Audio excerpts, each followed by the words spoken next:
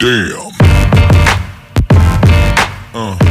जब वीरेंद्र ने पहली बार विलासपुर की चमचमाती इमारतों और चकाचौंध भरी गलियों को देखा तो उसे लगा मानो वह एक नए युग में कदम रख रहा हो।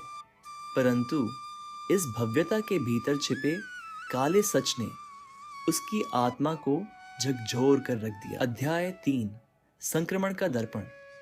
वीरेंद्र अरण्यगुप्त के युवराज और सेना के भावी नायक अपनी जन्मभूमि के सुकून और संतुलन को बचपन से ही जीते आए थे। परंतु उनके भीतर हमेशा एक जिज्ञासा थी, क्या दुनिया केवल अरण्यगुप्त की सीमाओं तक ही सीमित है? क्या आधुनिकता और शक्ति के पीछे छिपे रहस्यों को समझने का समय नहीं आ गया है? एक दिन राजा रुद्रसेन ने राजसभा में वीरेंद्र को बुलाया। पुत्र, रुद्रसेन ने गहरी आवाज में कहा, विलासपुर ने हमें सैन्य और व्यापारिक समझौते का प्रस्ताव दिया है। उनके शासक राजा वैभवेंद्र हमें निकट सहयोगी बनाना चाहते हैं। मुझे तुम्हारी आवश्यकता है। तुम्हें विलासपुर भेजा जाएगा ताकि उनके सैन्य तंत्र को समझा जा सके और हमारे लिए एक रणनीतिक लाभ तैयार किया जा सके। वीरेंद्र ने सिर झुकाकर आदेश स्वीकार किया। यह उसके लिए केवल एक दायित्व नहीं था, बल्कि एक अवसर भी था उस बाहरी दुनिया को जानने का जिसकी उसने केवल कहानियों में कल्पना की थी। विलासपुर का सामना। जब वीरेंद्र विलासपुर पहुंचे तो उन्होंने पाया कि यह राज्य अरण्यगुप्त के पूर्ण विपरीत था। यहाँ हर चीज़ चमकदार, व्यवस्थित और तकनीकी रूप से उन्नत थी, परंतु यह बाहरी भव्यता केवल एक आवरण थी। जल्द ही वीरेंद्र ने इसके भीतर छिपी विकृतियों को देखना शुरू कर दिया। मूल्यहीन मानवीय जीवन। विलासपुर के गंदी बस्तियों में जहाँ गरीब लोग रहते थे, वीरेंद्र ने एक दृश्य देखा जिसने उसे विचलित कर दिया। एक गली में भीड़ जमा थी। जब उसने पास जाकर देखा तो एक व्यक्ति भीख मांगते हुए बेहोश हो गया था, पर कोई भी उसकी सहायता के लिए आगे नहीं आया। यहाँ इंसान की जान की कीमत कीड़े मकोड़े से भी कम है, वीरेंद्र ने मन ही मन सोचा। यह वैभव किस काम का जब मानवता ही खो जाए। सूक्ष्म निरीक्षण और गुटबाजी।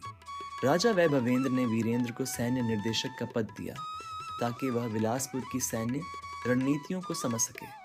पर वीरेंद्र ने देखा कि यहाँ सूक्ष्म निरीक्षण का मतलब केवल प्रजा और सेना पर नियंत्रण रखना था। हर निर्णय के पीछे गुटबाजी और स्वार्थ छिपा था।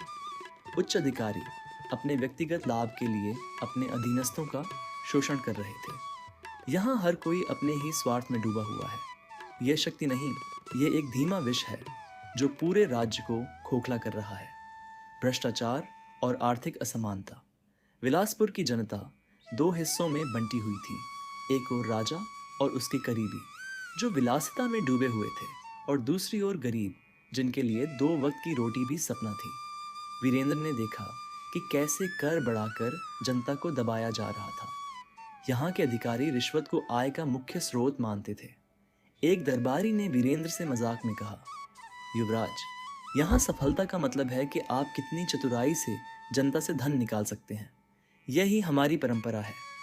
वीरेंद्र के भीतर यह सुनकर गुस्से और हताशा का तूफान उठा। यह कैसी परंपरा है जो अपने ही लोगों का शोषण करती है? वीरेंद्र का आंतरिक संघर्ष। धीरे धीरे विलासपुर का माहौल वीरेंद्र पर हावी होने लगा। उसने खुद को विलासिता के जाल में उलझते हुए पाया। महंगे भोज, भव्य दरबार और शक्तिशाली लोगों के साथ मेल जोल ने उसे भी बदलना शुरू कर दिया। परंतु हर रात जब वह अकेला होता तो अरण्यगुप्त की सादगी और सत्य के याद उसे झकझोर देती। क्या मैं अपने पिता और अपने राज्य की आत्मा को भूल रहा हूँ? वीरेंद्र ने स्वयं से पूछा। विलासपुर की चुनौती और वीरेंद्र का दर्पण। राजा वैभवेंद्र ने दरबार में घोषणा की, मुझे अपनी सेना और राज्य की व्यवस्था को सुधारने के लिए एक मार्ग चाहिए, लेकिन मेरे अपने ही अधिकारी भ्रष्टाचार में लिप्त हैं। वीरेंद्र, क्या तुम्हारे पास कोई समाधान है? वीरेंद्र ने राजा से कहा, समस्या केवल कानूनों की नहीं है महाराज, यह समस्या आपके राज्य की आत्मा में है। जब तक आपकी प्रजा और अधिकारी अपने स्वार्थ से ऊपर उठकर राज्य को नहीं देखेंगे, तब तक यह संकट गहराता रहेगा। राजा वैभवेंद्र ने इस पर गंभीरता से विचार किया, लेकिन उनके लिए यह चुनौती बड़ी थी। वीरेंद्र अब 2 रास्तों पर खड़ा था। वह देख रहा था कि कैसे विलासपुर की यह आत्मघाती व्यवस्था धीरे धीरे अरण्यगुप्त में भी प्रवेश कर सकती थी। अरण्यगुप्त में उठते प्रश्न, अरण्यगुप्त में विलासपुर का प्रभाव फैलने लगा था। कुछ व्यापारी अपने लाभ के लिए गांवों को उकसा रहे थे। ज्ञान पुरोहित ने राजा रुद्रसेन से कहा, वीरेंद्र को शीघ्र ही वापस बुलाना होगा। हमारी धरती पर जो बीज बोए जा रहे हैं वे घातक हो सकते हैं। क्या वीरेंद्र विलासपुर की इस विकृत व्यवस्था से कुछ सीखकर अपनी धरती को बचाने लौटेगा, या विलासपुर की भव्यता उसे पूरी तरह से अपनी गिरफ्त में ले लेगी?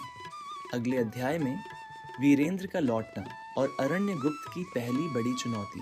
वीरेंद्र के सामने अब सबसे बड़ा सवाल है, क्या वह विलासपुर की भव्यता में खो जाएगा या अपनी धरती अरण्यगुप्त को इस संक्रमण से बचाने का रास्ता खोज पाएगा?